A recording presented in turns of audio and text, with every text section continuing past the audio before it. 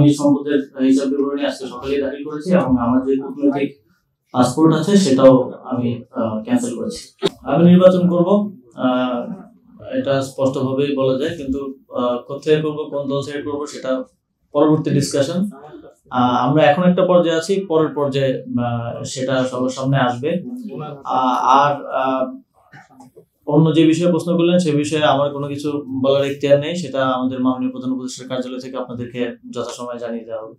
উপদেষ্টা পদ থেকে নির্বাচন করা উচিত না, যদিও আইনগত কোনো বাধ্যবাধকতা এক্ষেত্রে আসলে নেই। এবং আমি যেটা নিজে বলেছি সেটা আমি নিজেও প্র্যাকটিস অবশ্যই করব, তবে এই বিষয়ে ফার্দার কোনো ইনফরমেশন দেওয়ার সুযোগ আমার নেই। এটা আমাদের মাননীয় প্রধান উপদেষ্টার দপ্তর থেকে আপনাদেরকে জানিয়ে দেওয়া হবে। উপদেষ্টা পরিষদ বৈঠকে আমাকে ডাকা হয়েছে, বাকিটা আমাদের মাননীয় প্রধান উপদেষ্টা আর যে প্রেস উইং আছে সেখান থেকে আপনাদেরকে জানানো হবে।